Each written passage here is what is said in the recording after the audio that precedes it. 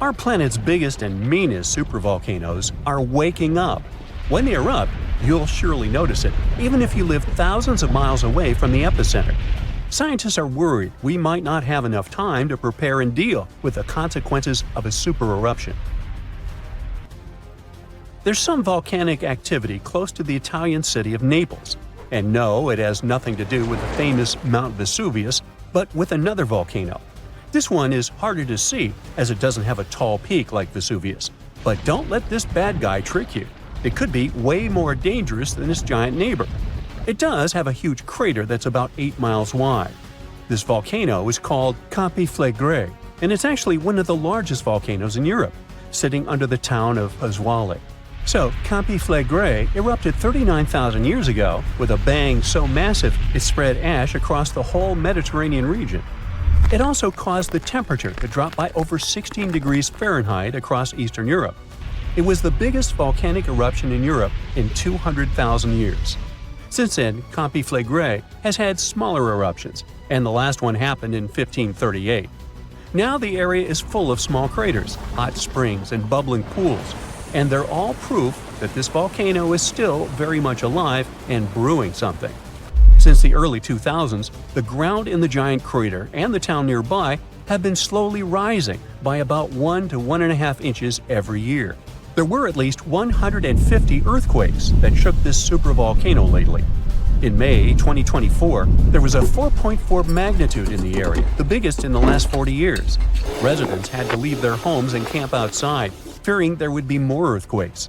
No one knows how Campi Flegrei is going to behave in the following months or years, but the authorities are organizing evacuation exercises to prepare the population just in case. The Italian volcano looks like an innocent kitten compared to the real giants like Yellowstone.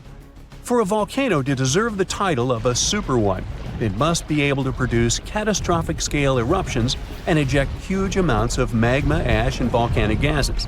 The Yellowstone giant meets these criteria. Even though it moves from time to time, the Yellowstone supervolcano hasn't erupted for 640,000 years. But when it does wake up, it might erupt with incredible power, about the same amount as 10 huge nuclear power stations can produce. Under the ground, beneath Yellowstone, there's a super hot area full of molten rock called magma. As more magma moves into a big space called a magma chamber, the ground above starts to swell or rise. When the magma cools down, the ground falls. Between 2004 and 2009, the ground at Yellowstone rose by almost 10 inches, but then it started to slowly go back down in 2010. Scientists aren't sure if it's going to erupt anytime soon. There's also another big volcano called Long Valley in California that has been active since 1980, and it can be a really big threat. Scientists studying this supervolcano found out that before its biggest eruption, 760,000 years ago, the buildup may have taken less than a year. Now, that's bad news, because a supervolcano eruption can have a huge effect on the world, like the eruption of the Toba volcano in Sumatra around 74,000 years ago. It became the biggest volcanic eruption the Earth had seen in 28 million years. It covered parts of Indonesia, India, and the Indian Ocean with a thick layer of volcanic debris, almost like a 6-inch blanket. The amount of rock it spewed out was like stacking nearly 3 million Empire State Buildings. The giant crater it left behind can still be seen from space. All the ash and gases shot up into the air and blocked some of the sunlight. It caused a volcanic winter that lasted about 6 to 10 years. Some scientists think this eruption might have even affected early humans. Around the time Toba erupted, the human population took a sharp dip, and there were far fewer people. Some say this is why all modern humans come from a small group of survivors. According to the Toba catastrophe theory, most early humans in Europe and Asia didn't survive the cold and harsh climate after the eruption, but a lucky group lived through all that in Africa. Not all scientists agree with this idea, and some archaeological and climate records show a different story. Another volcano that changed the world in a big way was Mount Tambora in 1815. The next year went down in history as the year without a summer. It was cold and rainy, and there was snow and frost even in the middle of summer, especially in Europe and North America. This happened because the volcano sent out a lot of sulfur dioxide into the sky, which spread all over the world and made the planet colder. When Tambora erupted, it caused huge tsunamis that smashed homes and took the lives of around 10,000 people. Afterward, about 80,000 more people passed away because of the consequences the eruption had caused in the world. The cold weather ruined crops, so food became really expensive. And because horses were the main way people traveled, the cost of oats that they ate went way up too. Some people even think this led to the invention of the bicycle in 1817 as a new way to get around. The eruption made the Earth colder for about 3 years. Now, even though the Tambora eruption was so powerful, Krakatoa, another volcano in Indonesia, stole the show when it erupted in 1883. It was just easier to spread information about it through telegrams and photos. Its final blast was the loudest recorded sound in history, and people could hear it on 10% of the entire Earth's surface. The eruption started a tsunami with waves about half as tall as the Statue of Liberty. Now, if we only had 12 months to prepare for a supervolcano eruption, it would be really hard to store enough food and get ready. But don't panic just yet. Supervolcano eruptions are very rare, and the last one happened 26,500 years ago in New Zealand. Scientists think that a super eruption happens once every 100,000 years on average. But the sad part here is that the Earth doesn't follow a perfect timeline. There could be clusters of super eruptions with shorter gaps between them and then longer quiet periods. Since there have already been 2 super eruptions in the last 100,000 years, there's always a chance one could happen again sooner than we expect. Plus, although there are places like Yellowstone and Long Valley where we expect volcanoes to erupt, there are less obvious possible hotspots. In Chile, there's a volcano called Laguna del Maule that has erupted in the past and left behind a huge crater. Over the last 20 years, the ground there has been swelling really fast, rising up to almost 1 foot a year. Some people are worried that this could be a sign of a big eruption coming. But scientists say there's not enough magma yet to cause a super eruption. In Bolivia, the Juturancu volcano is also acting up. It's part of a group of volcanoes that have caused super eruptions in the past. Since the 1960s, the ground around Juturancu has been lifting, but the last eruption was 250,000 years ago. Even though the magma might be rising, it's not enough to worry about just yet. The chances of a super eruption happening during our lifetime are 1 in 1,400, which is pretty low, so you don't need to worry too much. But just like someone wins the lottery every week with very small chances, a super eruption could happen sometime in the future, and when it does, we'll need to be prepared. Humans are at the top of the food chain, but despite this, some creatures cause us a lot of trouble, and we can't do anything about them. Look at these flies with red eyes and blue-green bodies. These are some farmers' worst nightmare in the United States of America. Meet the New World screwworm flies. These little troublemakers have been munching on livestock from Florida to California for centuries, racking up some serious damage to the agricultural scene. To combat these pesky flies, the U.S. Department of Agriculture dropped a whopping 15 million sterile screwworm larvae from helicopters along the Panama-Colombia border. There's even a factory in Panama cranking out these sterile larvae like it's factory-fresh fruit. This action sounds weird, but it makes a lot of sense. The thing is, female flies only get one shot at mating in their entire lives. So if they happen to mate with a sterile dude, that's it. No offspring, ever. This clever trick means healthy screwworms can't reproduce when surrounded by sterile pals, which keeps their numbers in check. But how do we make these male flies sterile in the first place? Simple. A little radiation zap does the trick. You throw a bunch of flies in a lab, give them a quick spin through an X-ray machine, and then drop them from a helicopter into the wild, where their relatives are hanging out. If screwworms start making a comeback, inspectors hop on ATVs and cruise thousands of miles to hunt down any infected animals and stop the spread. There's no magic trick to wipe out these parasites completely, but the game plan is clear. Keep the sterile fly drops coming and stay one step ahead of these pesky little critters. Do you know why it's too dangerous to move animals from one habitat to another? There's a possibility that they won't encounter predators in the new area and will become an invasive species that will provoke an ecological disaster. Here's a simple example. In the 30s in the 20th century, farmers from Australia faced a serious problem. Cane beetles were spoiling sugarcane in the northern part of the country. Insects devoured a huge amount of the harvest, and people couldn't stop it. They didn't want to spoil the cane with poisonous pesticides, so they brought a group of cane toads from South America in the hope that the toads would eat the pests. But when these toads found themselves in the reed fields, they couldn't reach the bugs, as they lived on tall reeds. The toads just couldn't jump at such height and get the pests. So instead of beetles, they began to eat other insects. Amphibians started multiplying at a tremendous rate. The female cane toad can lay about 30,000 eggs at a time. After 3 days, small tadpoles hatch from the eggs. They swim in the water for 20 weeks and then turn into grown-up toads that live from 5 to 10 years. Millions of jumping animals began taking over the entire northern part of the continent, destroying all the biodiversity around. Leaves, grass, insects, carrion. Toads ate all this and didn't leave food for other animals. The problem was that the toads turned out to be very hardy creatures. Heat, cold, rain, droughts, they can breed anywhere and nothing can stop them. But what about other animals? Australia is full of alligators, big birds, and other creatures that would love to feast on croaking amphibians. Yes, it's true. But any animal that tried to eat these toads didn't survive. The problem is that cane toads are venomous. There are special glands behind their eyes that produce strong toxins that cause serious health problems in any animal. Some farmers saw birds falling from the sky after they had swallowed these amphibians.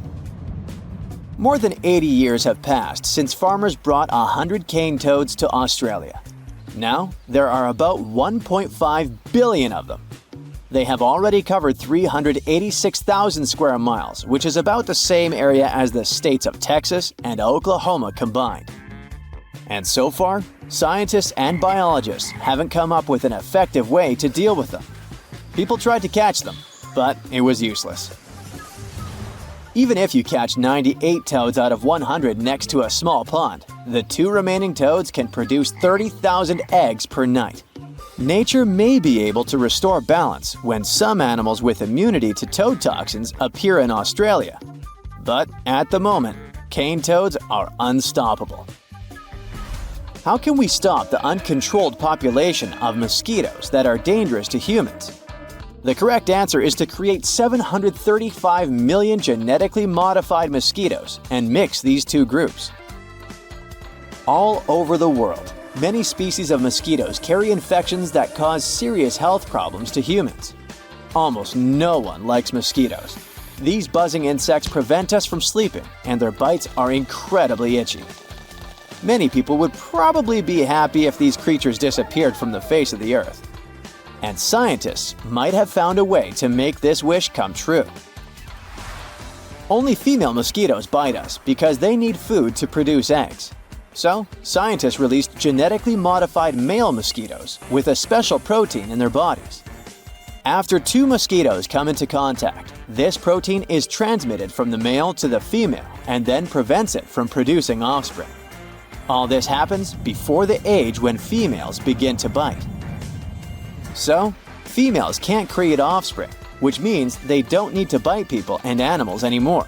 And the more of such proteins scientists spread, the smaller the mosquito population will be. It sounds good, but about 240,000 people have signed a petition to cancel this experiment. Many scientists believe that the disappearance of one insect species can lead to a biological catastrophe. Nature is a complex, balanced system where the slightest change can lead to serious problems. Mosquitoes are a food source for many reptiles and amphibians. The extinction of mosquitoes can trigger the disappearance of many species. It's like a chain reaction of catastrophes, the end of which is unknown. Nevertheless, modified mosquitoes have already been released in Florida, and it seems that nothing terrible has happened. The good news is that people have fewer health problems after that.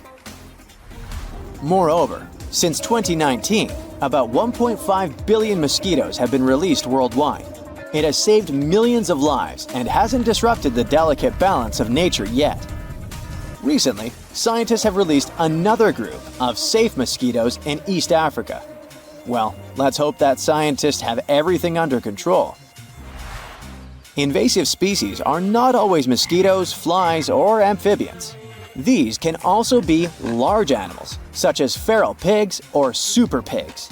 These pigs are a mix of domestic swine and wild boar. There are already almost 7 million feral hogs in the south of the USA. Thanks to people's efforts, these animals haven't spread to the north yet, but the danger to the northern states comes from Canada. Pigs were brought there in the 80s to support agriculture, but in the early 2000s, wild boars lost their popularity. They just stayed in the wild, and farmers were sure that those animals wouldn't survive the harsh Canadian winter.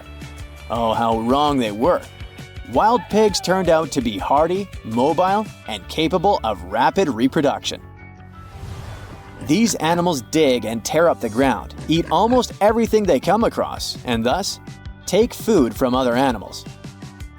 By the way, other creatures can become their lunch too. Wild pigs attack mice, geese, ducks, and some species of deer. They trample crops, grass, and flowers and are not afraid of anything. They're like natural bulldozers. Any farm is in danger of extinction if it's in the path of thousands of super pigs. And people can't do anything with them. The northern states understand that an invasion is imminent, so they're preparing for a long battle. Super pigs love swampy areas with tall grass. Canadian and American farmers will try to drive them into more open areas and fence those places off. The plan is not perfect, but it can slow the pigs down and save some time. When we think of active volcanoes, one region comes to mind: the Ring of Fire in the Pacific Ocean. 3/4 of Earth's volcanoes sit within this belt. Compare the area to Australia, which doesn't have any volcanic activity. The old continent of Europe is also calm, or at least we like to think so. Can you guess what the most active volcano in Europe is? If you thought of Mount Etna on the island of Sicily in Italy, you were right. The volcano has erupted about 200 times and has been far from sleeping in recent decades. The last time this happened was in August 2023. The highest mountain in the Mediterranean is 500 million years old.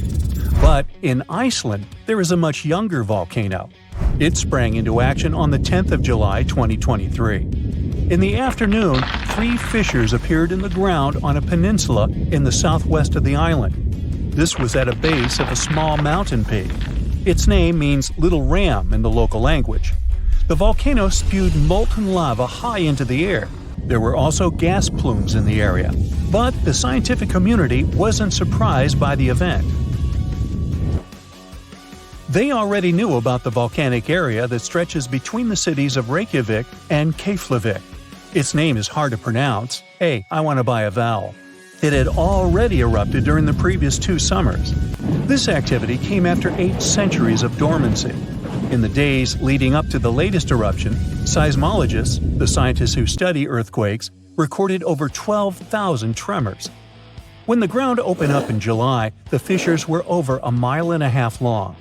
The following morning, 2 of them closed. All the lava was now coming out of the last fissure. It grew into an elongated cone, the simplest shape of volcano we are all familiar with. The lava soon filled a large crater. It grew almost 100 feet tall during the first week, and it is still growing. On the night when the eruption started, lava spread out in all directions. Its cinders set ablaze the dry moss in the vicinity. Local authorities closed off the surrounding area. There were toxic gases from the volcanoes and smoke from the burning moss. Firefighters flocked to the area. After a week, they proclaimed the area safe. Visitors soon came to witness the birth of Europe's youngest volcano. This form of tourism is quite developed in Iceland. People come from all over the world to watch active volcanoes. The land of fire and ice is home to more than 130 volcanoes. Some 30 of them are active. Now, I know what you're thinking right now. Is volcano tourism safe? In Iceland, it is. The country's authorities research and constantly monitor all of the hotspots.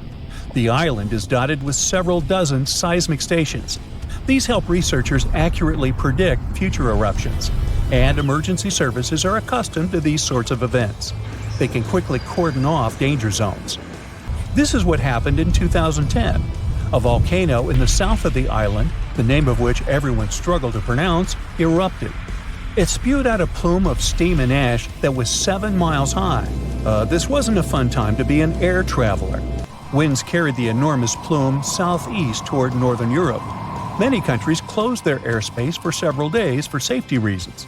The volcano erupted in March, but the Earth was shaking from January the same year, so seismologists knew that an eruption was approaching.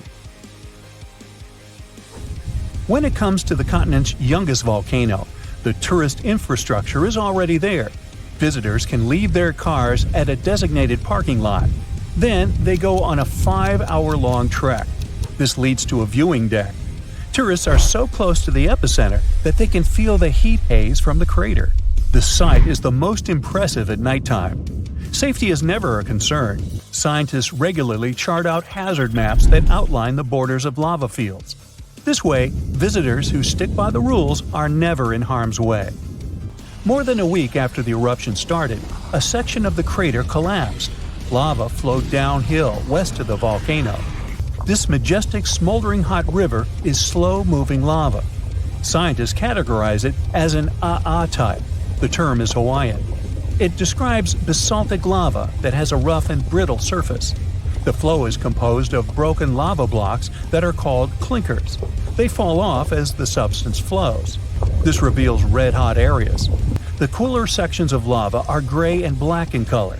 When it moves forward, it produces a distinctive sound like shattering glass. Nearly a month after the eruption of the new volcano, we got aerial footage of an interesting phenomenon. A tornado formed directly over the lava flow. This occurs due to the high temperatures in the area.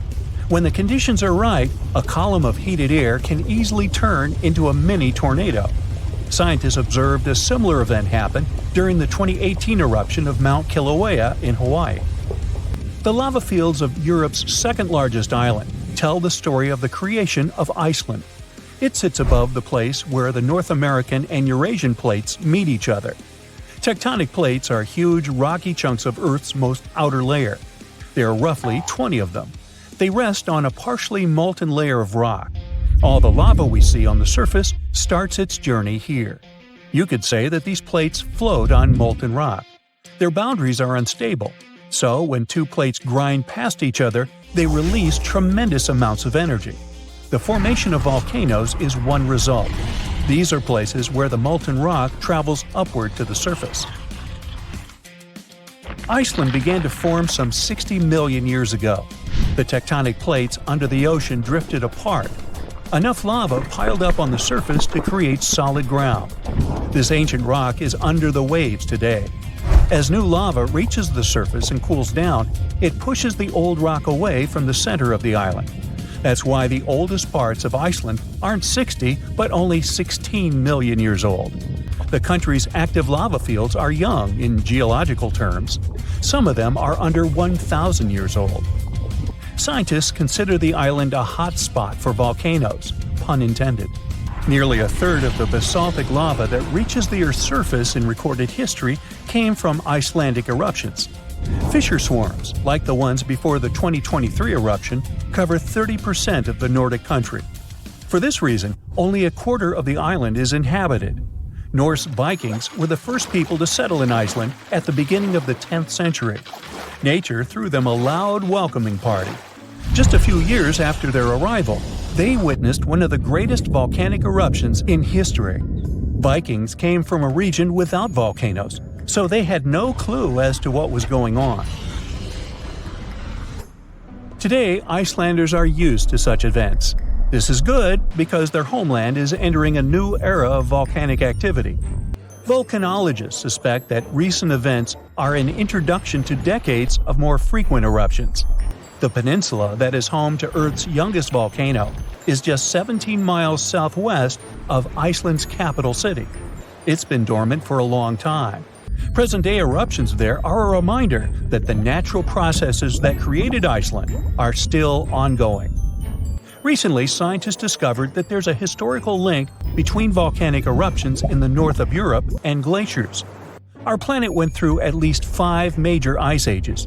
These were exceptionally lengthy periods when the average temperature on Earth dropped. The result was the expansion of ice sheets across northern Europe and North America. The last ice age ended some 10,000 years ago.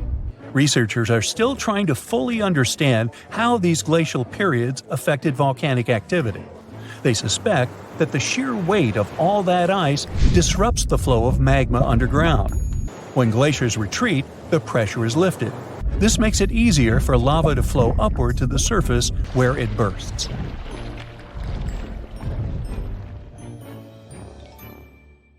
The largest volcanic region on Earth is not in Africa or Japan, but under the ice of Antarctica. Scientists found 138 volcanoes in its western part, and if they decide to go wild, you'll surely notice it. They could melt huge amounts of ice that will move into the ocean, raise its level, and make our planet uninhabitable for humans. But before you pack your things to fly away to another planet, hear me out. Only 2 of the Antarctic volcanoes are officially classified as active now. And it would take a whole series of eruptions, decade after decade, to seriously impact the whole world. Mount Erebus, one of the 2 Antarctic volcanoes currently in action, proudly bears the title of the world's southernmost active one. It has been continuously erupting since at least 1972.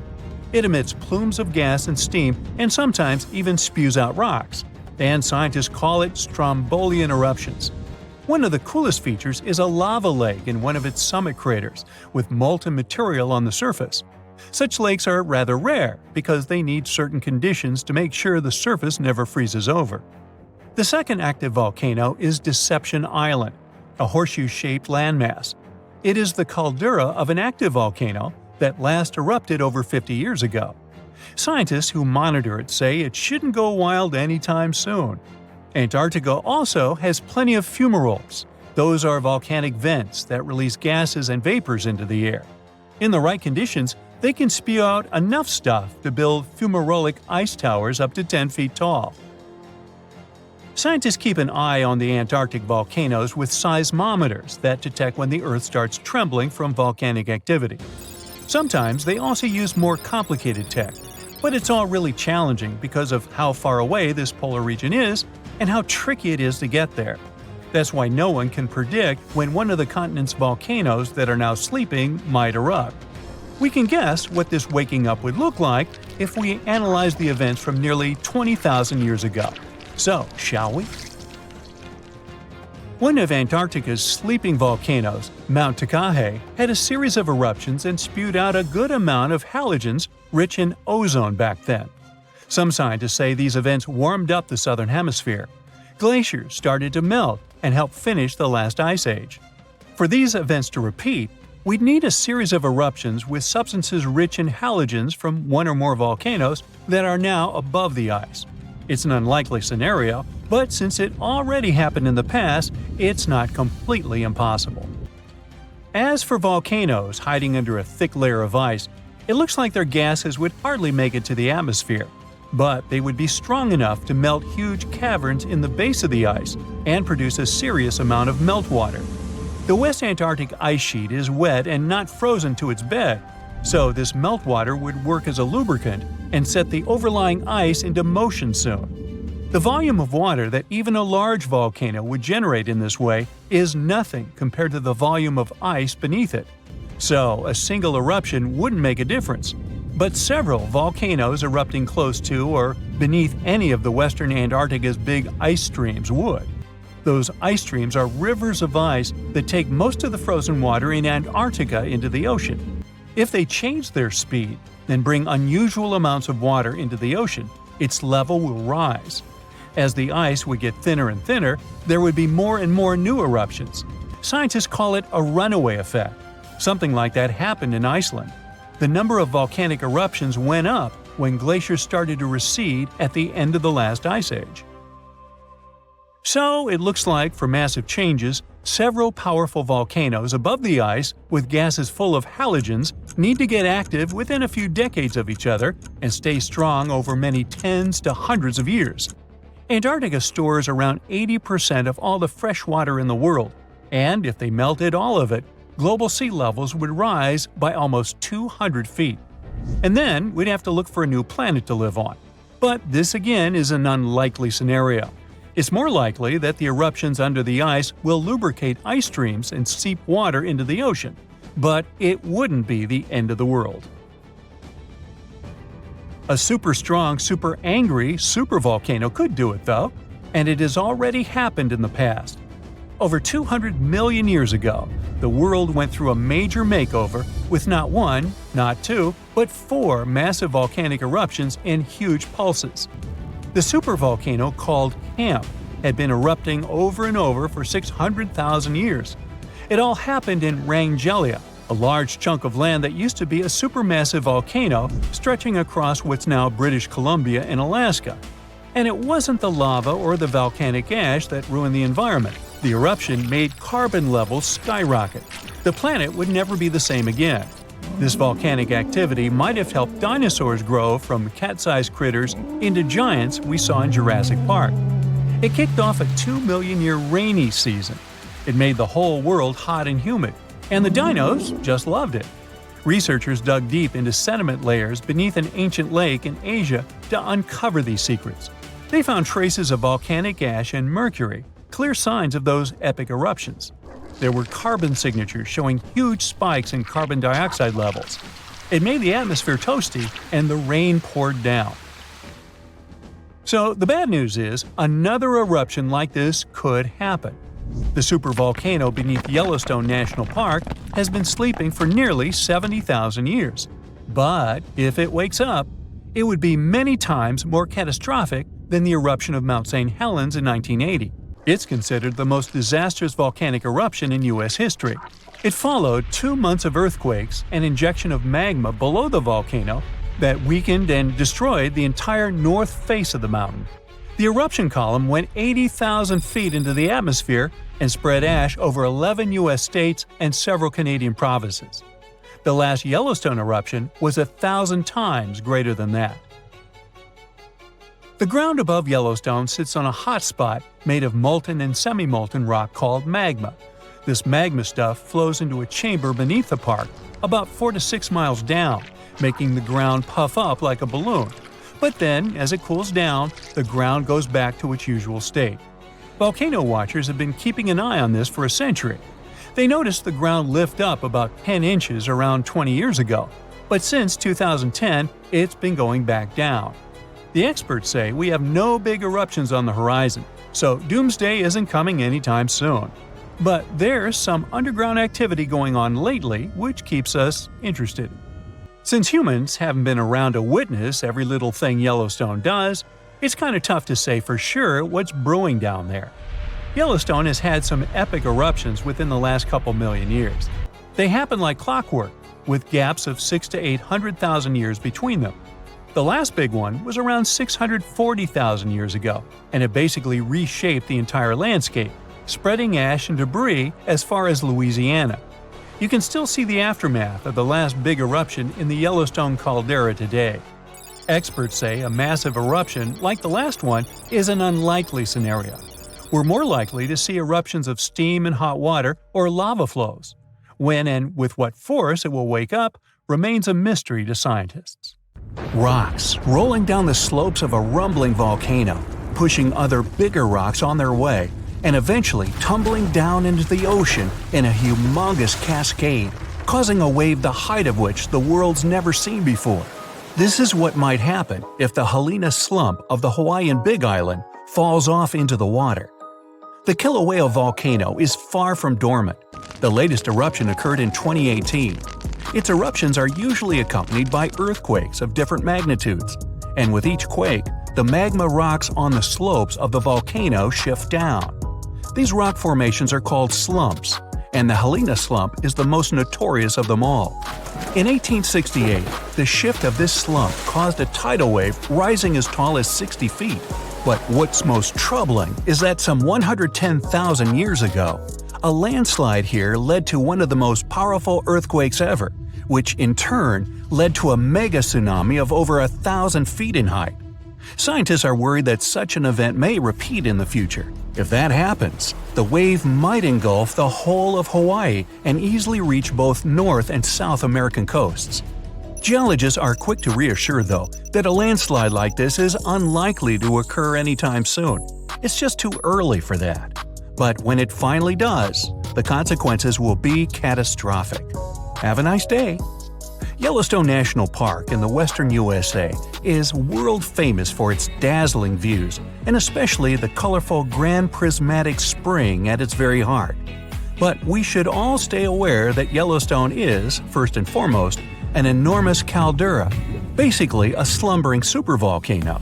The difference between a regular volcano, like Kilauea from earlier, and a supervolcano is that the latter is thousands of times more powerful. Imagine an eruption spewing tons of huge rock and rivers of hot lava, pumping out clouds of ash that make countries stop air travel for weeks. And now multiply all of this by 1,000. This is what a Yellowstone eruption would look like. At first, a huge area in the middle of the national park would shake, crumble, and then blast upwards in a megaton explosion. Lava flows and magma rocks would cover the area of about 40 square miles, roughly half of Washington, D.C. But the greatest danger is the volcanic ash. The ashen plume would rise miles above and get carried by the wind in every direction. Since the eruption would be far from ordinary, the spread and damage would also be much greater than usual. The ash is thick and heavy, so it would cover a vast area in a blanket, destroying crops and even buildings. Worse still, it would spread in the air and block out the sun, leading to a drastic drop in temperature and an artificial winter. Even regular volcanoes can lower temperatures worldwide by a few degrees. A supervolcano may potentially cause a new ice age. Luckily, the chances of Yellowstone supervolcano erupting in the near future, or at all, are extremely low. There have been only 3 of those in the history of Earth, and there's no evidence such a disaster should repeat. Scientists estimate the probability at 0.00014%, which is lower than the chances of an asteroid wiping us all out.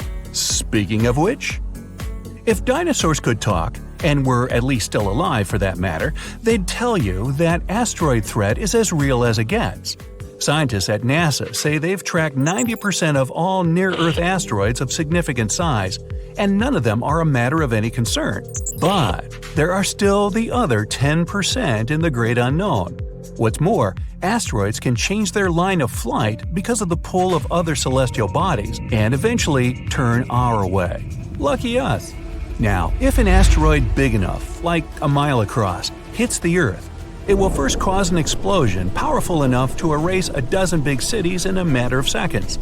Then the impact will raise a cloud of dust and debris that will block out the sun, just like the ash cloud from a volcano, and cause a centuries-long winter on the whole planet.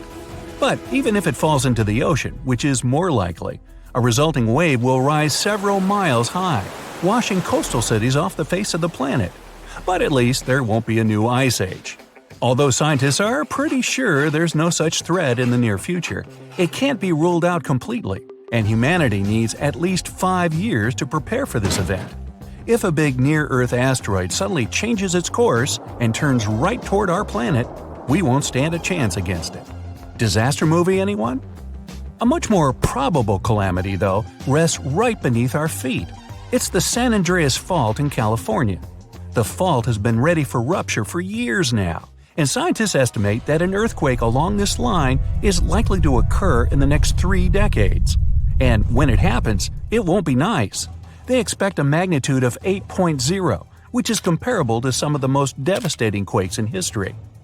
It's all the more dangerous since California is home to some of the most populated cities in the western U.S., including Los Angeles and San Francisco. High-rise buildings are common there, and they're particularly vulnerable against underground shakes. The San Andreas earthquake might cause a whole lot of damage both to cities and countryside. In the worst-case scenario, the ground might break apart, destroying buildings, farms, and changing the landscape altogether. Still, scientists believe that the probability of such a quake is only 7% for the next 30 years. So, there's a rather big chance, 93%, that we'll never see that in our lifetime. Yet, there's another earthquake hazard not so far away from the previous one: the megathrust in Chile. The country sits right above the subduction zone, an area where two tectonic plates meet and go one beneath the other. At the place of their meeting, stress has accumulated because of their continuous movement, and once that strain is too much, a major earthquake occurs. Chile has experienced a lot of quakes in the recent years, and scientists are worried those might be preparing the area for a really big one. They believe a great earthquake is due to happen before the end of the century, and it might be devastating to the coastal area. Even smaller quakes caused tsunamis that flooded the west coast, and a huge one like that is likely to raise a wave of incredible height. On the bright side, Chile now knows to prepare in advance for the coming natural disasters, and geologists are pretty sure people will be able to evacuate before the earthquake strikes.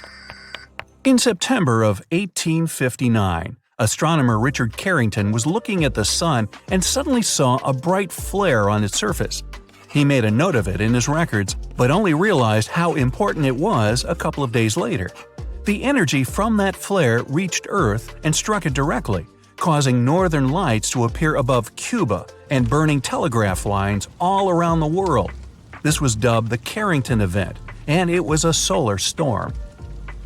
Such storms hit the Earth fairly often, but none of them were so powerful as the Carrington event, neither before nor after.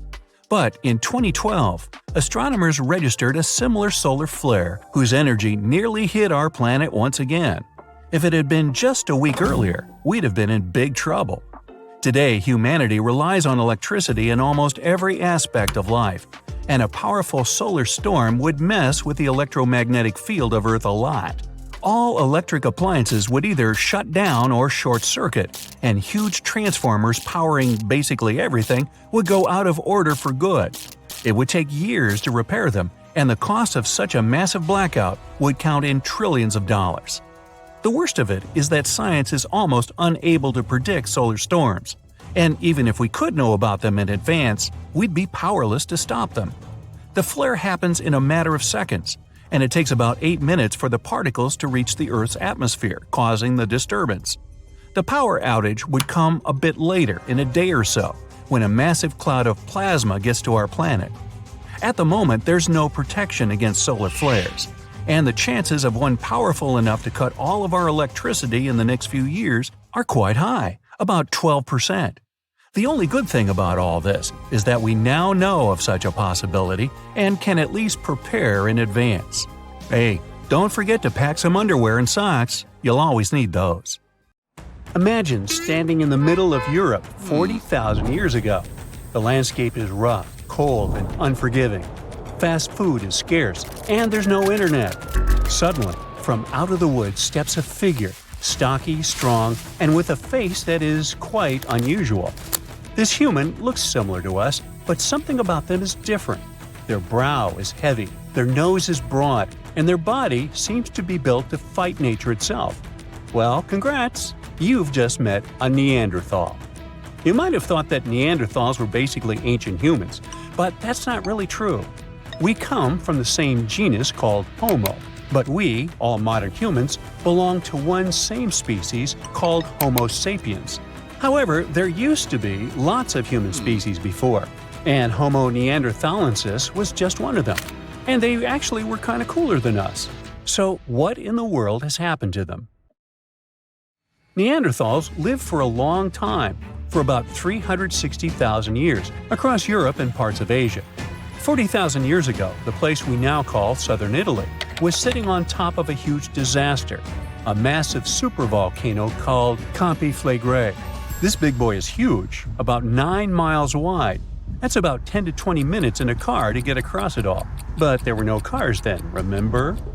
At the time, it was quiet for a while, but one day, suddenly, It blew in what became one of the biggest volcanic eruptions Europe had seen in 200,000 years.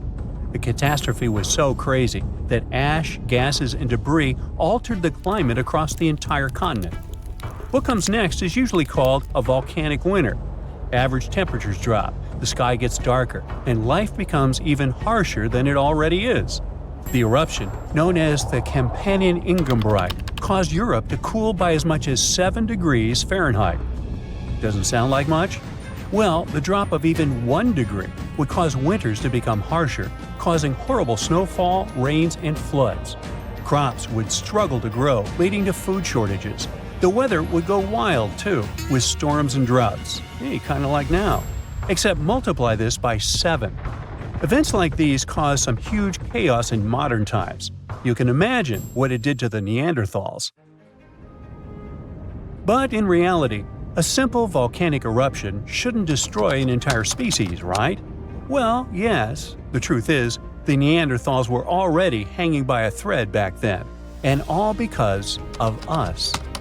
They've been in a tough spot for a while. They lived in places that are now parts of Europe, Western Asia, and the Middle East.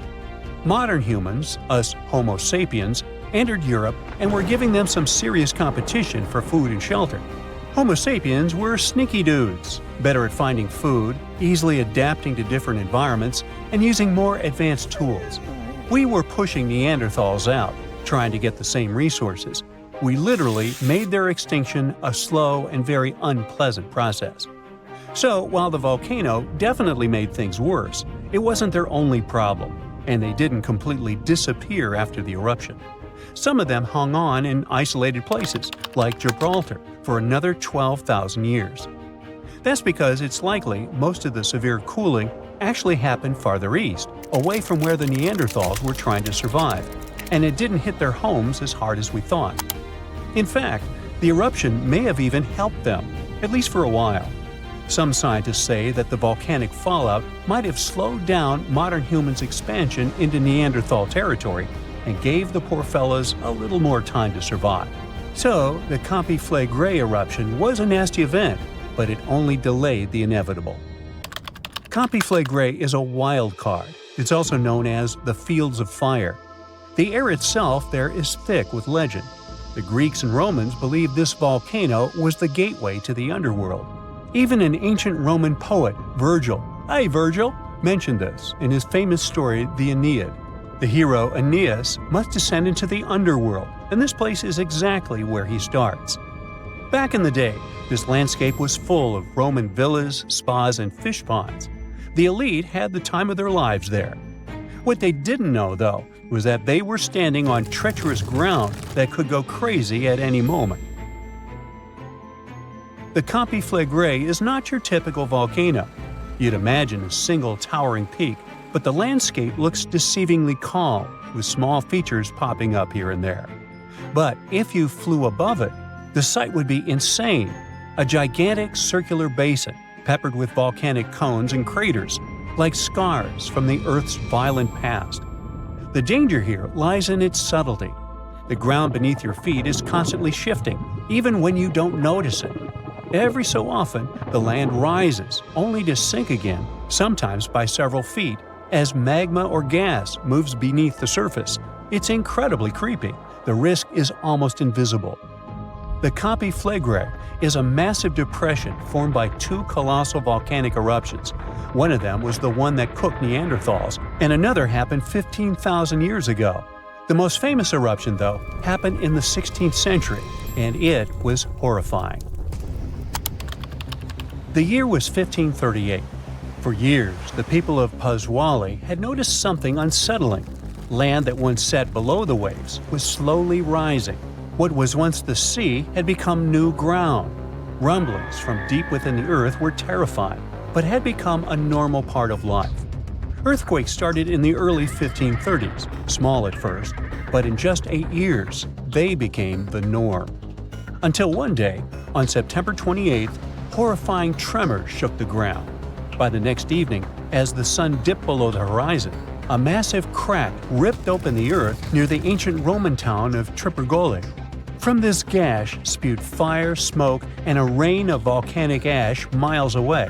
It was thick and muddy, likely mixed with underground water. The ground trembled as hot pumice rock was thrown high into the air. And then a new mountain began to rise from the land. This was the birth of what we now call Monte Nuovo. Eventually, things seemed to calm down, as if the earth was catching its breath. For days, things seemed quiet. Locals relaxed a bit. They began to approach the new mysterious volcano, a crater with something that resembled boiling within it. People visited it like a new attraction. But then, just days later, the disaster struck again. At night, without warning, a new mountain went wild. A blast from the southern flank hurled scoria, chunks of jagged volcanic rock, into the air. This one was fatal for 24 people.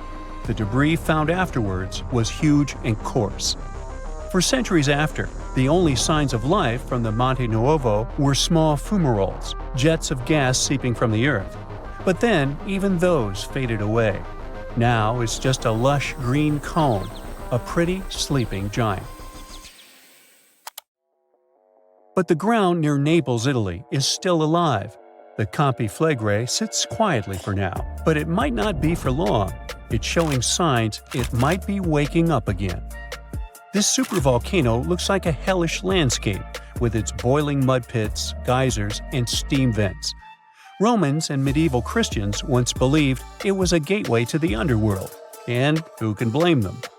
What's spooky is that recently scientists detected unusual activity under the surface.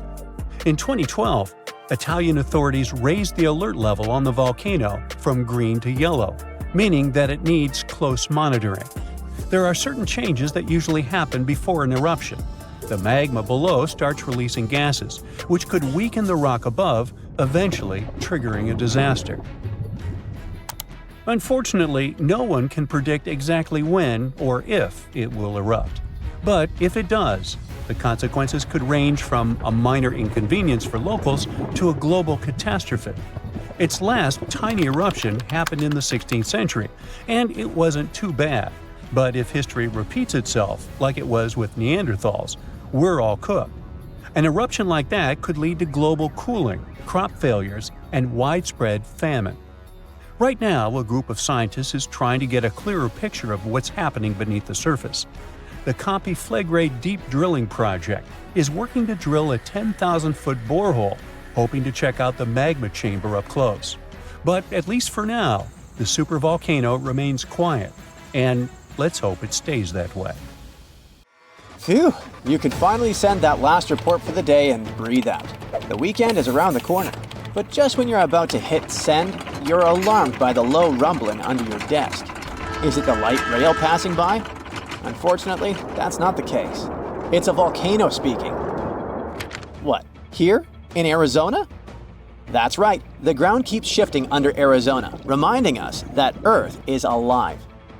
No panic though. Let's arm ourselves with some context. 20 American states have extinct, active, and dormant, currently sleeping, volcanoes.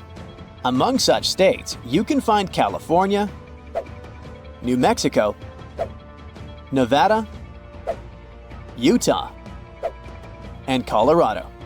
On the bright side, Arizona's volcanoes are dormant at the moment, but it doesn't mean they won't go off in the near or not so near future. Now, how about traveling to Arizona to check the traces of its active volcanic past? They dot the desert landscapes of this state like spots dot a Dalmatian. There are entire volcanic fields southwest of Phoenix, east of Douglas, near Flagstaff, north of Kingman, and near the Mexico border. The most worrying thing about these fields is that even though they're not active at the moment, eruptions in this region might happen every 1,000 years or so. Well, the time seems to be up.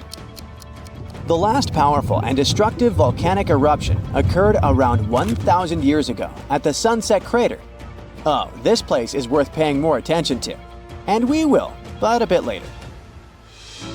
First, we have to talk about hotspots. No, not that place where you can surf the web.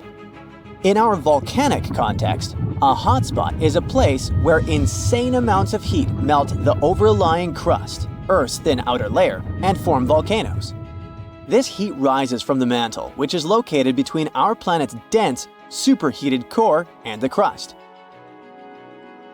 Want to see an example of this type of volcanism? Welcome to the Hawaiian Islands.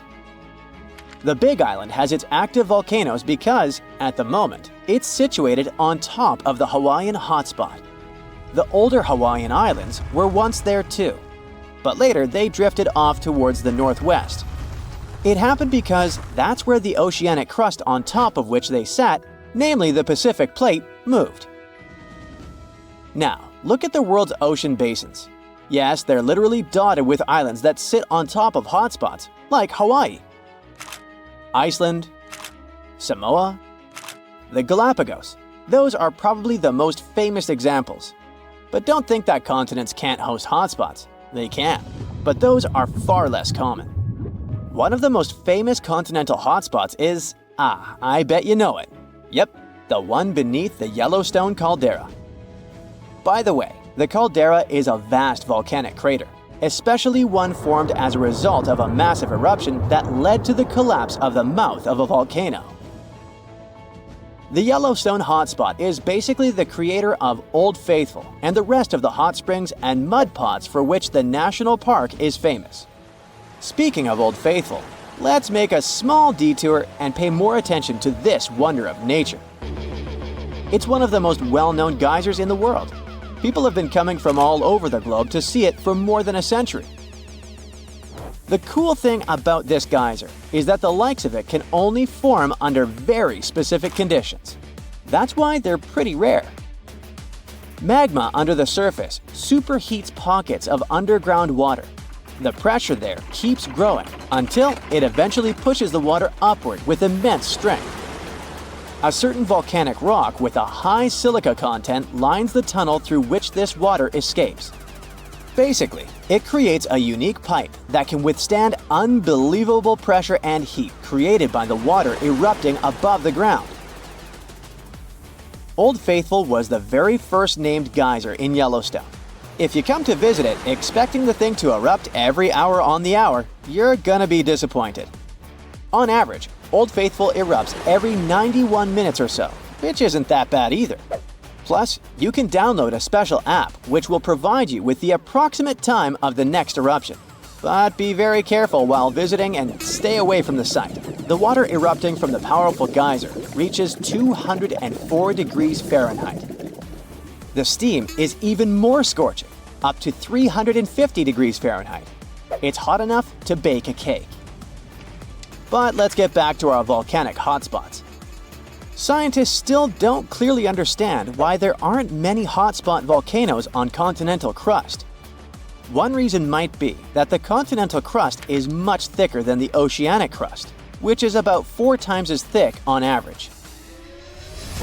Another reason could be that most of Earth's crust, about 2/3 of it, is oceanic. This means that there's less continental crust for hotspots to form under. Now, I bet those of you living in Arizona will appreciate the following info. We'll talk about a volcanic field right in the heart of this state, the San Francisco Volcanic Field. That's a massive area filled with over 600 volcanoes. Yes, they're mostly small, but it doesn't make them any less impressive. They're scattered across 1,800 square miles in northern Arizona, a giant territory. Interestingly, scientists are still debating about whether this volcanic field is actually sitting on top of a hotspot. But one thing they agree upon, the volcanoes in this area get younger as you move east. And this pattern matches up with the North American plate moving west over what could be a stationary hotspot beneath the surface of our planet. Cool, huh? The volcanic hullabaloo in that area started around 6 million years ago. So, in geological terms, it's relatively young. As for the most recent eruption, it happened less than 1,000 years ago. The Sunset Crater, which I mentioned before, the one near Flagstaff, is the most famous vent from that eruption. The Sinagua people had to leave their homes at Wupatki Pueblo because of the eruption. That site is now part of the Wupatki National Monument. There, you can see how people lived in this volcanic region many years ago. If you go to explore this area, you'll notice that most of the volcanoes there are basalt cinder cones, small and steep. The Colorado Plateau has quite dry weather conditions. That's why the volcanoes haven't worn down much. Some of the best examples of those cones, like this one, called the SP crater, still look like they appeared yesterday. But look around. It's not just cinder cones.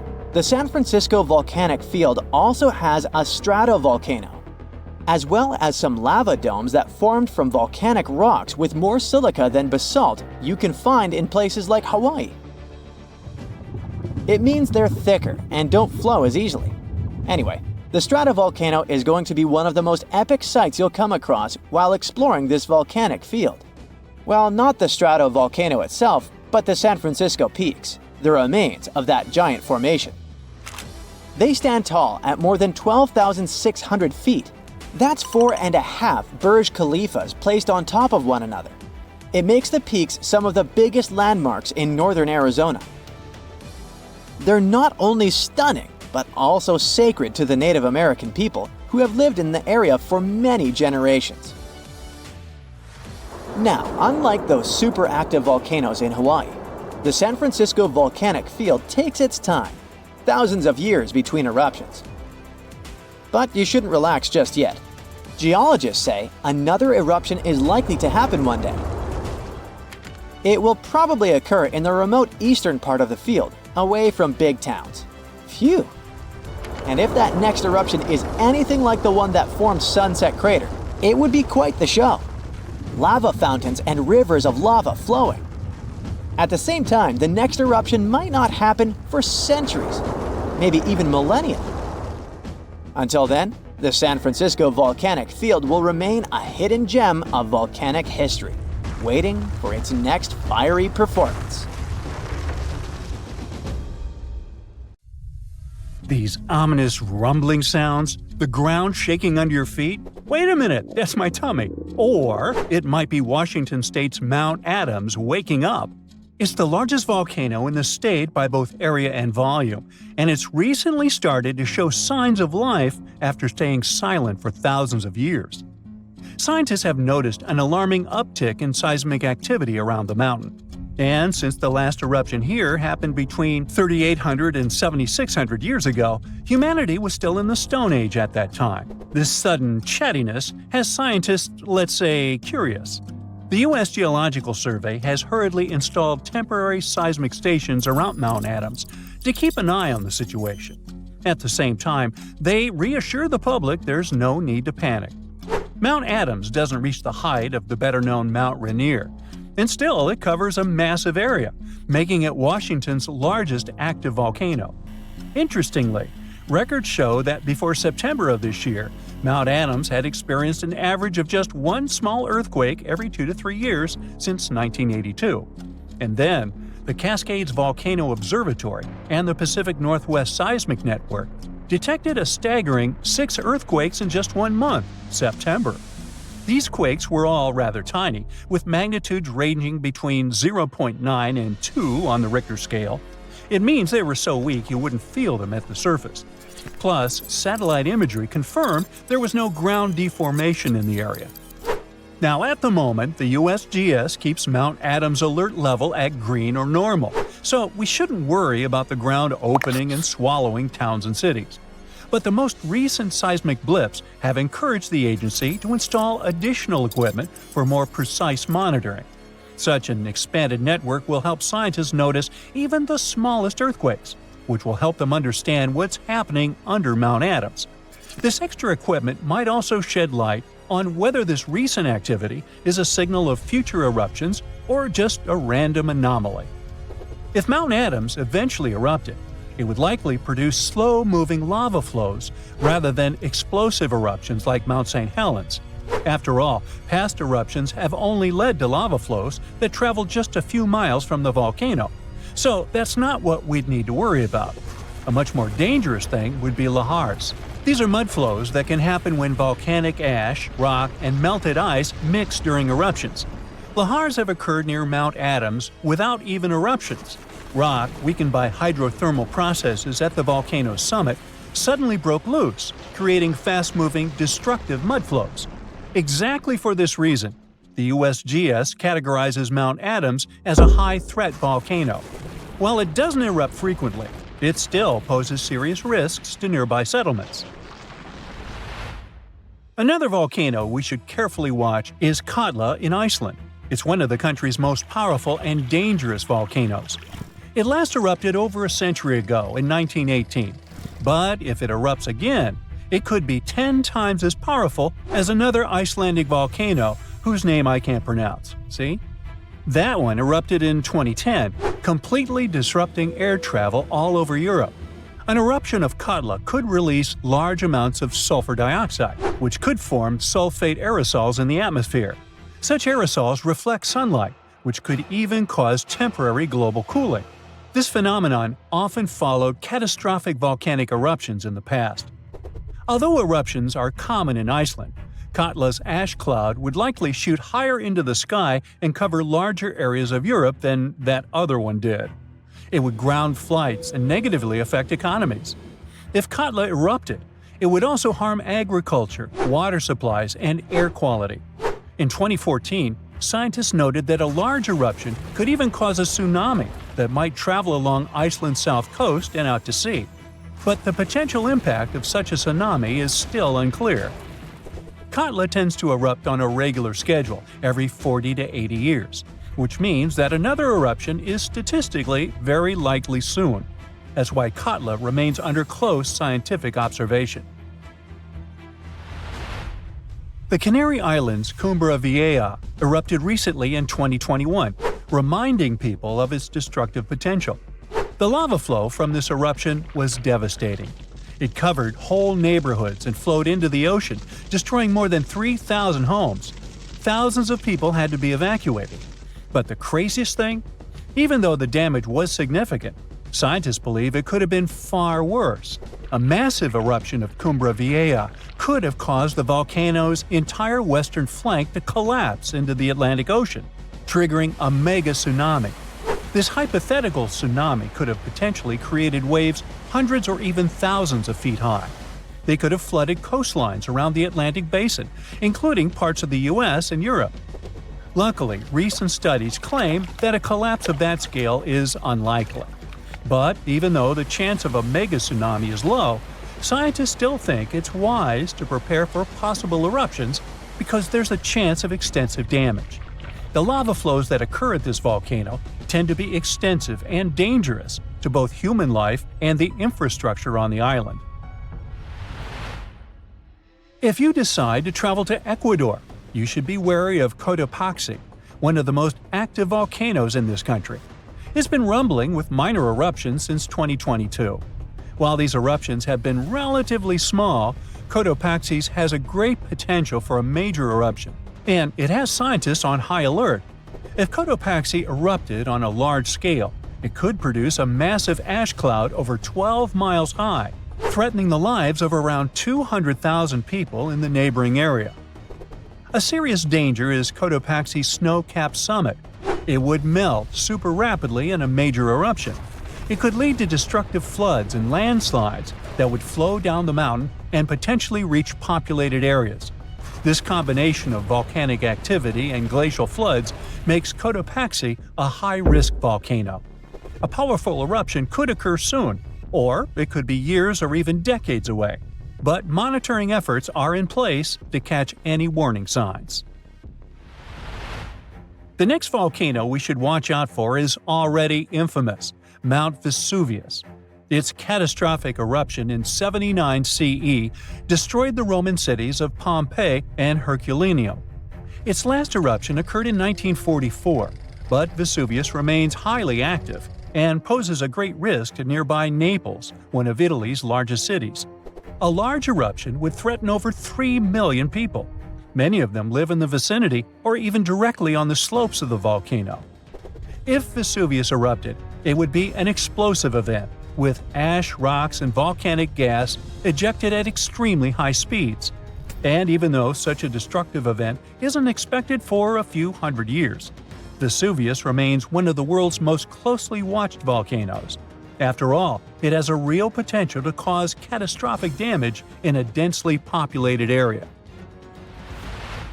Then, we have Popocatepetl, often called El Popo. It's one of North America's tallest active volcanoes, which lies about 40 miles from Mexico City. Exactly this proximity to a metropolitan area with a population of 22 million people makes Popocatepetl especially hazardous.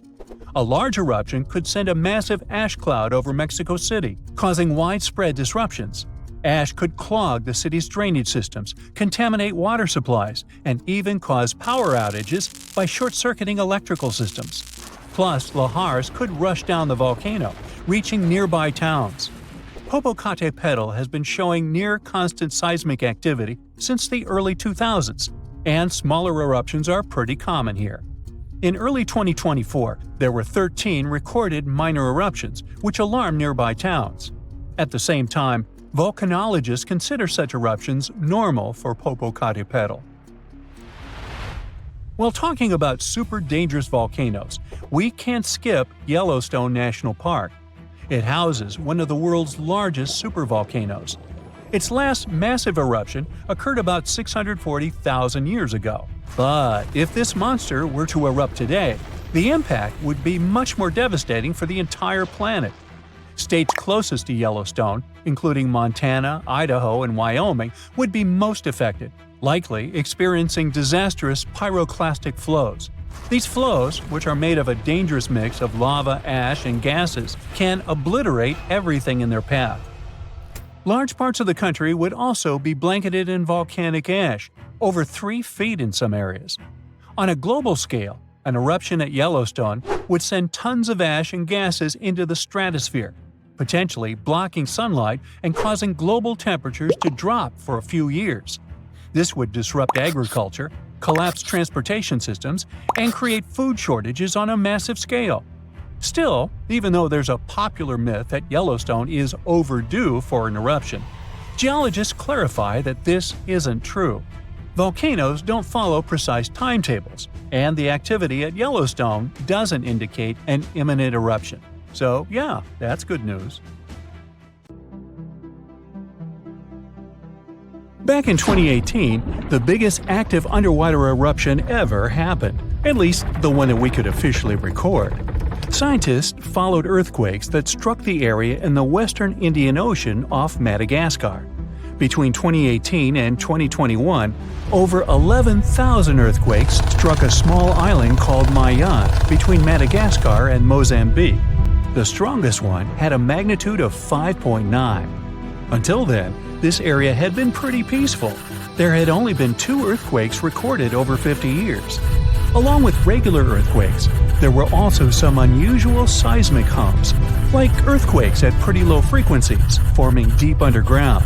People couldn't feel those hums at the surface, but researchers around the world discovered them and realized they were related to volcanic activity no one actually noticed coming. Something strange happened.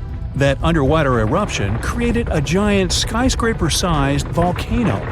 This new underwater volcano turned out to be around 1.5 times the height of One World Trade Center in New York, and almost 10 times bigger than the Statue of Liberty.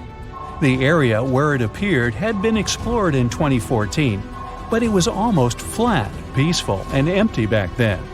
Now, there is an actual volcano nearly 8,500 feet below sea level.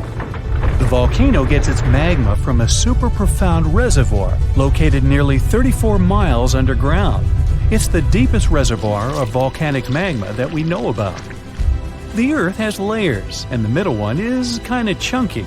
It's very much like peanut caramel filling many chocolates have. Research shows there are probably hunks of oceanic crust deep inside the Earth's liquid mantle. They're stuck there, creating large lumps in something that was supposed to be a smooth layer. Our planet has a rigid outer layer. It includes a hot upper mantle and cracked crust. The hot mantle moves and churns all the time, making the crust at the surface move too. This way, the oceanic crust dives into the depths and makes huge magma plumes go up toward the planet's surface. Scientists even found an ancient piece of the Pacific Ocean hundreds of miles underneath China. Those are the old remains of the Pacific seabed from long ago, and they were pulled downward below Earth's surface into the mantle transition zone. This rocky slab that used to be at the bottom of the ocean is made of the crust and some solid parts of the upper mantle. Most of the volcanic activity on our planet happens where we don't even see it, under the surface of the ocean. About 70% of all volcanic activity happens in the oceans, and mostly in the area of the South Pacific, with over 1,100 volcanoes squeezed into that area. Coastal cliffs, mountain changes, soils, and sediments that line valleys. These are only a small portion of the rocks on our planet. Oceans hide so much more deep down below the Earth's surface. In between the Earth's surface and its core is the mantle. It's a warm, thick layer of rock that moves and flows constantly. Some hundreds of miles below, there's a place where diamonds grow.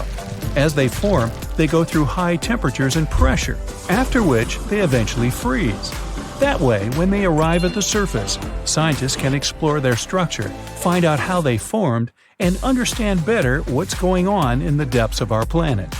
Thanks to diamonds, they realized the mantle was very wet, and it possibly contained much more water than all the oceans on Earth. Our planet is eating up its own oceans. As its tectonic plates move, dive, and go beneath one another, they drag huge amounts of water into the Earth's interior.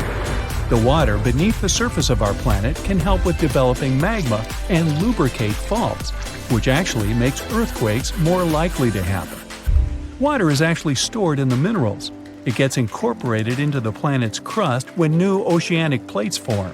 They go through the process of bending and cracking as they grind under other plates, and huge amounts of water then go deep into the crust and mantle. Scientists research an area that's 18 miles under the surface. They realize these zones pull 3 billion teragrams, which is more than 2 billion pounds. Any ocean is like a whole new world. There are incredible sceneries below the surface, magnificent waterfalls, lakes, and rivers. There are thick layers of salt beneath the seafloor, and rivers and lakes form because seawater goes through those layers and dissolves them, creating something that resembles pools. The dissolved salt makes the surrounding water denser. That water then settles there, which eventually forms underwater lakes or rivers. But there are also mountain chains, trenches, canyons. There's a canyon in the Bering Sea with more than 8,500 feet of vertical relief. This makes the Grand Canyon look way smaller than it is, since the underwater canyon is nearly 2,500 feet deeper. Deep parts of the ocean are really cold. The temperature of the water can be about 40 degrees, but at the bottom, water can get boiling hot. There are hydrothermal vents in the seafloor. Those are the hot springs located at the edges of tectonic plates. The water they release can reach a temperature of up to 750 degrees Fahrenheit, but the pressure at such depths is very intense. So intense, no human being can handle it. Still, it's the pressure that keeps the water from boiling. Ocean depth is on average 2.3 miles.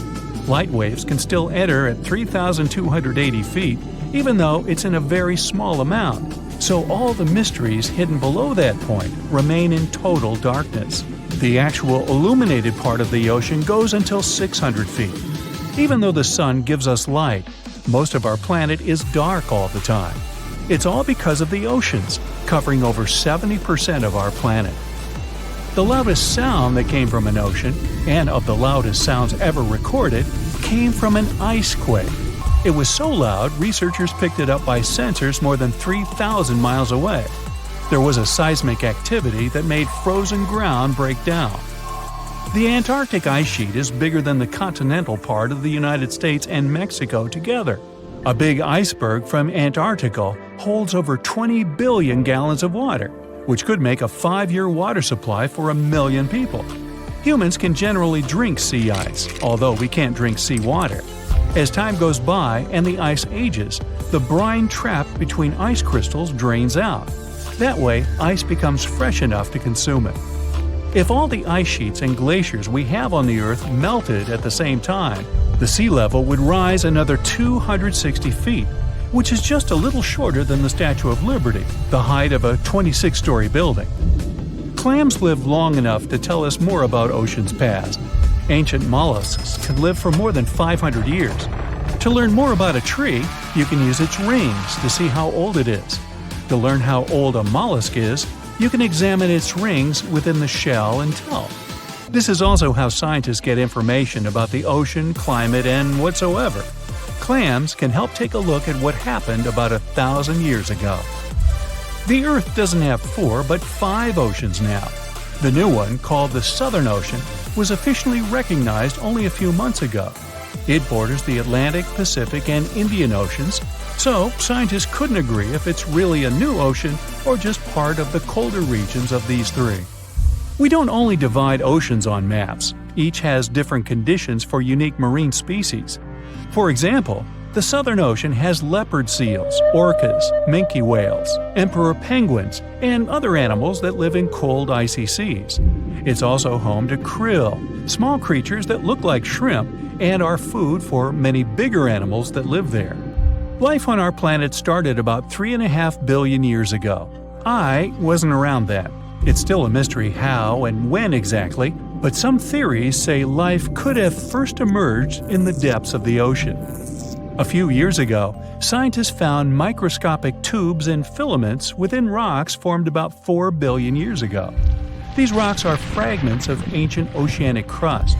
Also, these tiny tubes and filaments are similar to microbes that can still be found on hydrothermal vents in deep parts of the ocean.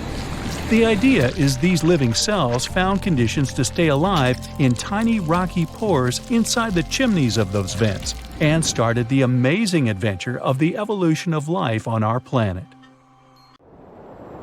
So, you might have heard that Yellowstone National Park is sitting on top of a giant supervolcano. That's the reason why the area can boast powerful geysers and hot springs. But it also means that underneath Yellowstone, there is an enormous magma chamber. In 2015, researchers from the University of Utah found out that this chamber was much bigger than everyone had previously thought. They even found one more reservoir with magma under the top one. Apparently, the more spacious the chambers are, the more magma they contain. Together, the 2 reservoirs store a glob of magma that could easily fill the Grand Canyon not once, but 11 times. But you know the most worrying thing about the magma chambers? They tend to push against the ground above them. As a result, the land in Yellowstone rises about 1 to 2 inches a year. On top of that, Yellowstone has the status of an active volcano, and its volcanic explosivity index, yes, there is one, is 8 out of 8. Such a high number means that if this volcano erupted, it would be an apocalyptic event. To put it into perspective, the eruption of Pinatubo in the Philippines in 1991, which is considered the most powerful in living memory, was given a mere 6 on the volcanic explosivity index. Ha, loser. Now, let's figure out if there's anything to worry about. In March 2023, the University of Utah seismograph stations recorded 354 earthquakes in the entire region of Yellowstone National Park. Sounds like a lot. But keep in mind that the most impressive event of the month was a mini earthquake of magnitude 3.7. It was part of a swarm of 106 earthquakes that began on March 29th and continued until the end of the month. Yep, earthquakes apparently also come in swarms, so be aware.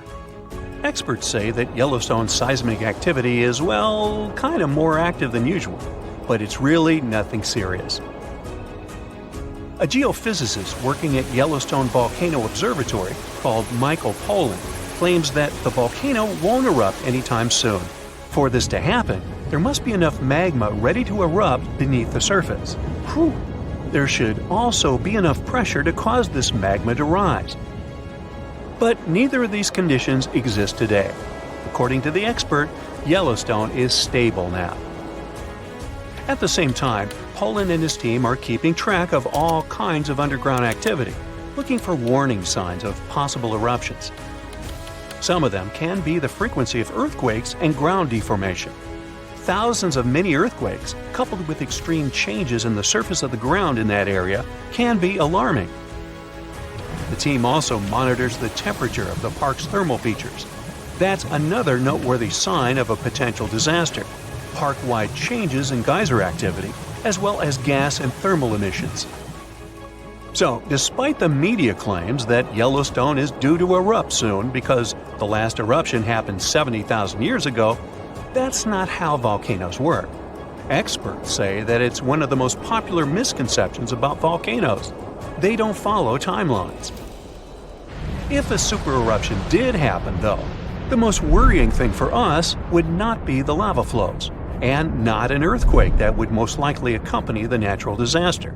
No, the worst consequence of such a supereruption would be ash and ashfall.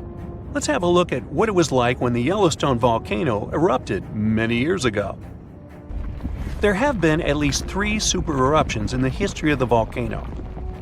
The most powerful of them was 2,500 times more devastating than the terrifying eruption of Mount St. Helens in Washington state in 1980.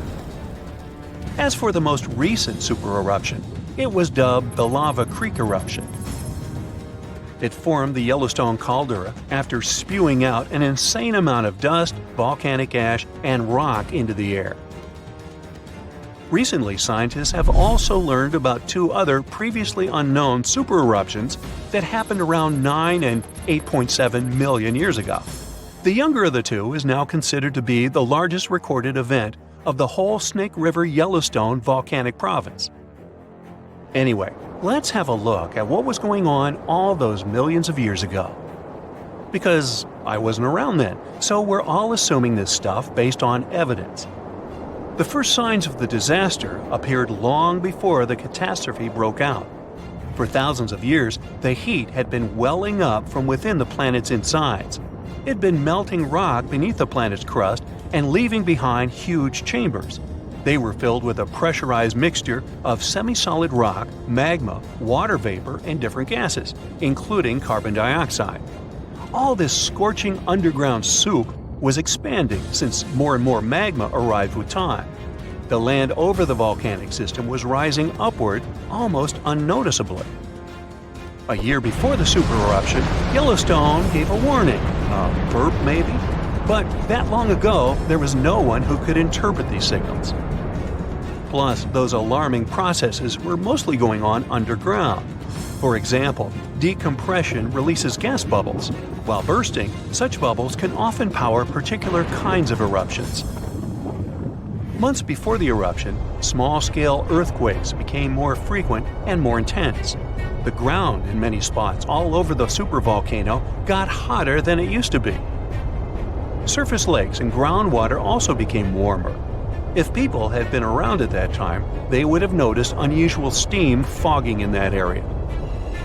Not long before the eruption started, the growing pressure pushed the ground over the magma chamber up. This created a dome-shaped uplift. Narrow cracks started to open along the edges of this dome. Imagine opening a bottle of soda after you've shaken it. Something like that was happening near the volcano. Think Mentos and Diet Coke. The pressure was released through the fractures when gases were bursting out from under the surface. So right before the disaster, the ground around the Yellowstone volcano lifted. Geothermal pools and geysers heated up to boiling temperatures and got more acidic than usual. The magma started to rise toward the surface. At one point, the rock roof of the magma chamber couldn't resist anymore, and the eruption kicked off. Small but constant tremors began to move the ground days before the catastrophe. But the real shaking didn't start until several minutes before the eruption. With a deafening roar, a massive column of lava and ash hurled up into the air. Within several minutes, a pyroclastic flow rushed across the area at a hurricane-force speed. Such a flow is a liquid mixture of half-solid lava pieces, volcanic ash, and hot expanding gases. It looked like an extremely hot toxic snow avalanche. With a temperature of about 1,300 degrees, it was burning everything in its path. The volcano kept pumping ash for days on end. For all living creatures, ash fallout was one of the most dangerous consequences of the eruption. Volcanic ash turns into glassy cement within seconds of being inhaled. most animals didn't have a chance to survive. Even thick trees started to collapse under the weight of this dense substance. It only took a couple of days until a thick layer of ash covered huge territories. After the ash got into the stratosphere, the temperatures all over the world started to drop. The eruption was rich in sulfur, which is an effective sunblocker. That's why it soon got so cold that there was no summer in the whole world for the next several years. Animals couldn't find food and clean water. This natural disaster, called the Gray's Landing supereruption, was colossal. That's how researchers described it in their recent studies. It affected a huge territory. The streams of lava enameled an area as large as New Jersey in scorching hot volcanic glass. It instantly sterilized the land surface, wiping out all the plant life that had been thriving there before. Now, if such an eruption were to happen these days, it would cover Colorado, Utah, and Wyoming with almost 3 feet of toxic volcanic ash. Many regions would be plunged into darkness. Even the coast, where most Americans live, would experience problems with the spread of the ash cloud. It would destroy crops and contaminate pastures, ruin power lines and electrical transformers. Well, so I'm sure you'll agree with me, it's a good thing that such a disaster isn't expected to occur anytime soon. Hey, we got enough other stuff on our plate. Whoa! Earth's surface is shaking. Long cracks split the ground open. Lava rivers are rapidly flowing down the slopes. Deafening noise is filling the air. Rocks and other debris are flying high up. Clouds of volcanic gas and ash cover the sky. Now, this is not a plot of a blockbuster disaster movie. It's what happens when supervolcanoes decide to erupt. But this is likely not the scenario that will take place when the world's largest volcano, Mauna Loa, decides to finish its long nap. In 2021, scientists were sure it would happen soon, but so far, nothing. The volcano's seismicity keeps increasing and then going back to normal, but you never know when this giant will finally come back to life. That's why experts have been monitoring geological activity on Hawaii's largest island for quite some time. The Big Island of Hawaii is made up of 5 volcanoes, including the most active on the planet, Kilauea, and the largest, Mauna Loa. This gigantic thing makes up almost half the landmass of the island. And what lava Kilauea emits in one day, Mauna Loa could spew out within 20 minutes. That's what it did in 1984. While Mauna Loa's smaller sibling has been throwing tantrums for a while, the giant has been slumbering ever since its last eruption. But very recently, the Hawaii Volcano Observatory has recorded more than 200 mini-earthquakes below Mauna Loa. It likely means an increased flow of magma down there. Good morning! The volcano might be waking up. Or not. If Mauna Loa did suddenly erupt, lava flows could reach the ocean and the most populated and touristy places, like Captain Cook, very quickly, in a matter of hours. In 1984, the last time the volcano erupted, lava got as far as the outskirts of Hilo on the other side of the island. That's where a campus of the University of Hawaii is found. Luckily, people had a few weeks' warning to get ready for the disaster. These days, locals have special go bags ready with the most important stuff, including documents and money. Such precautions can come in handy in case of an emergency evacuation. Even though most Mauna Loa eruptions have so far only affected the summit area, several of them sent lava all the way down to the ocean. And you never know how powerful the next eruption will be. Now, what is the highest mountain on Earth? Mount Everest, you say? Well, it depends. From seafloor to the summit, Mauna Loa is 1,000 feet taller than the famous Himalayan peak. The volcano is so big, it makes the Pacific plate it's sitting on literally slump under its weight. Scientists say that when this monster of a volcano erupts, the volume of lava coming out per unit will be life-threatening. Over its recorded history, Mauna Loa has been erupting regularly, almost every 6 years. And even though the last eruption of the volcano occurred about 40 years ago, scientists are certain it'll happen again. Now, remember the scene I showed you at the beginning? Well, you can relax. It's not likely to happen with Mauna Loa. The thing is, big island volcanoes, including Mauna Loa, aren't very volatile. That's because they're shield volcanoes. These volcanoes got such a name because they aren't really very high and resemble a warrior's shield placed flat on the ground. Shield volcanoes get formed by very fluid lava. It travels farther and forms much thinner flows than lava erupted from a stratovolcano, which is conically shaped and tall, like the infamous Krakatoa in Indonesia. So if, or should I say when, Mauna Loa erupts, there probably won't be ash clouds and tons of debris.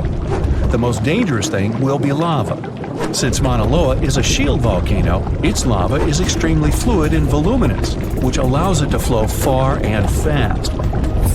Using theoretical vent maps, experts from the Hawaii Volcano Observatory have made charts of possible lava flows. They're kind of worried about earthquakes clustering at high rates. It likely means that lava is on the move under the surface. 500 to 600 earthquakes per day are a serious reason to be on high alert. On the other hand, it doesn't necessarily mean a disaster or inevitable eruption. Around a decade ago, several earthquakes that happened at the same time signaled that something was happening under Mauna Loa. But an eruption didn't occur. Instead, half the volcano shifted a bit to the south. This way, it probably gave more room to magma so that it had enough space to stay beneath the surface. Now, let's get back to the catastrophic eruption we saw at the beginning of the video. That's what often happens when a supervolcano erupts. Those are volcanoes that have at least once had an eruption with a volcanic explosivity index of 8, which is the largest recorded number on the index. Supervolcanoes are often extremely large, with no cone at all. That's because they're typically the remains of gigantic magma chambers that once flared up, leaving behind a caldera. They're usually found over hot spots. Supervolcanoes can produce super eruptions, and when they do, they blow more than 240 cubic miles of ash, molten rock, and hot gases up into the air. In other words, 4 super eruptions could fill the Grand Canyon to the brim. Supervolcanoes get formed when gigantic volumes of scorching hot magma are trying to escape from deep underground. This magma rises close to the surface but can't break through Earth's crust. That's why a huge pressurized pool of bubbling magma gathers at a depth of only several miles. The pressure keeps growing because more magma is trying to get to the surface until, bam, a super eruption occurs. The most recent super eruption happened in New Zealand. Well, when I say recent, I mean around 26,500 years ago. Nah, I wasn't around then. That's when a supervolcano beneath the surface of Lake Tahoe spewed into the air more than 300 cubic miles of ash and pumice. Imagine 500,000 Great Pyramids of Giza flying up at the same time. That's how incredibly powerful that eruption was. But the most exciting and confusing thing about the eruption was that the Tahoe volcano simply didn't go off like many others. At first, everything was going as usual. More than 200 square miles of magma had built up under the surface, and the pressure was getting higher and higher. But after the rock cracked and the first part of lava rushed out of the crater, something went wrong, and the supervolcano took a break. Only several months later, the disastrous eruption shook the ground, and thousands of tons of lava, rocks, and ash flew high into the atmosphere. But the age of supervolcanoes isn't over. The most infamous of them all is probably the one in Yellowstone National Park. This giant handles at least 3 mega-powerful eruptions, and who knows how many smaller ones. If this monster erupted anywhere as strongly as it did 2.1 million years ago, it would spit out more than 588 cubic miles of red-hot material. You can probably picture it more vividly if I tell you that this volume is comparable to 65 million Capitol rotundas in Washington, D.C. piled together. Wow. Anyway, scientists are sure that Yellowstone doesn't present any danger these days. For an eruption to happen, magma inside must be at least 50% molten. With the Yellowstone caldera, this number is just 5 to 15%. But of course, Yellowstone isn't the only supervolcano on our planet. There's also New Zealand's Tahoe you already know about, Japan's Eri Caldera, California's Long Valley, Indonesia's Toba. Any of them can one day produce a super eruption. There are also several so-called supervolcanoes that haven't lived up to this name yet, because they've never produced anything like a super eruption. For example, in 1883, Indonesian volcano Krakatoa went off. The power of the eruption tore the volcano's walls open, and cold seawater rushed into its molten insides. The difference in temperature made the volcano blow up with a deafening boom. It was clearly heard 2,000 miles away in Australia. It earned the blast the title of the loudest sound in history. But even though the consequences of this event were truly catastrophic, it still turned out not powerful enough to be called a super eruption.